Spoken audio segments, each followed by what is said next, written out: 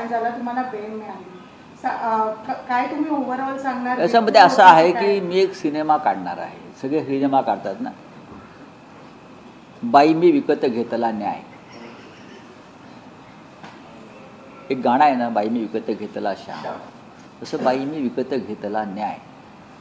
या देशामध्ये न्याय विकत घ्यावा लागतो, न्याय मिळत नाही. ज्या पद्धतीनं न्याय व्यवस्थेचं संघीकरण झालेलं आहे, दबाव, हां, एक पोर्न स्टार भारतीय जनता पक्षाचा, बरं का, एक पोर्न स्टार आमच्यावरती आरोप करतो.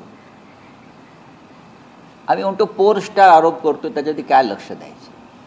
आमची काय बदनामी वगैरे होत नाही. खोटे आरोप सगळ्यांवर, याला तुरुंगात टाकीन, त्याला तुरुंगात टाकीन. एक पोर्न, म्हणजे भारतीय जनता पक्षाची लायकी बघा, एका पोर्न स्टारला पुढे करून त्यांनी आमच्यासारख्या सगळ्यांवरती आरोप केले. आम्ही दुर्लक्ष केलं. पण मीरा भाईंदरमधल्या एका प्रकरणात पुराव्यांसह आम्ही काही भूमिका मांडल्यावरती, बरं का, पोर्न स्टारच्या कुटुंबाचा काय झालं, बेअब्रू झाली. ठीक आहे, न्यायव्यवस्था तुमच्या हातामध्ये आहे, दबाव आहे, पण आम्ही वरच्या कोर्टात जाऊ. बरं, मी आरोपच केलेले नाही आहेत, मी आरोपच केलेले नाही आहेत. आरोप कोणी केले? जिथे भ्रष्टाचार झालेला आहे त्या मीरा भाईंदर महानगरपालिकेतले विरोधी पक्षनेते प्रवीण पाटील यांनी पुराव्यासह तक्रार दाखल केली आहे.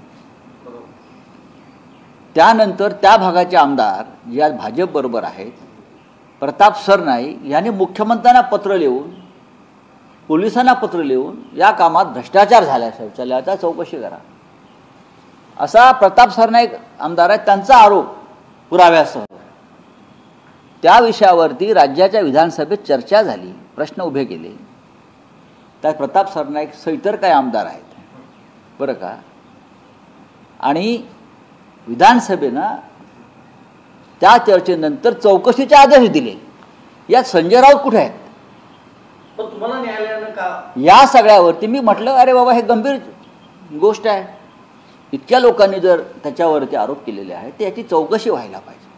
काही कोटीचा हा घोटाळा आहे असं दिसतोय, आणि तो यासाठी व्हायला पाहिजे कारण हे पॉर्न स्टार इतरांवरती अशा प्रकारचे आरोप करतात. ह्यांच्यावरती जे आरोप आहे, यांच्या संस्था, ट्रस्ट जे आहेत त्यांच्यावरती जे आरोप होतो ती चौकशी व्हायला पाहिजे. यांच्यावरती विक्रांत घोटाळ्याचा आरोप झाला या पॉर्न स्टारवर. INS विक्रांत बचावच्या नावाखाली कोट्यवधी रुपये गोळा केले. आम्ही चौकशी नेमली, ह्यांना अटकेच्या भीतीने पळून गेले बाप बेटे पॉर्न स्टारचे. मग ह्यांनी सरकार आल्यावरती चौकशी थांबवली, पण कोर्टानं तो जो अहवाल आहे चौकशी बंद करण्याचा तो नाकारला आणि परत चौकशी करायला सांगितलं. कोट्यवधी रुपये गोळा केले, त्याच्यावर बोला ना. त्याच्यावर तुम्ही का बोलत नाही? तुम्ही पैसे गोळा केले INS विक्रांतच्या नावाखाली या पॉर्न स्टारना मुलूंच्या. राज्यपालाला देतो सांगितलं, राज्यपाल म्हणतो मला पैसे मिळाले नाहीत. द्या ना हिशोब, तुम्ही लोकांचा हिशोब मागतात ना.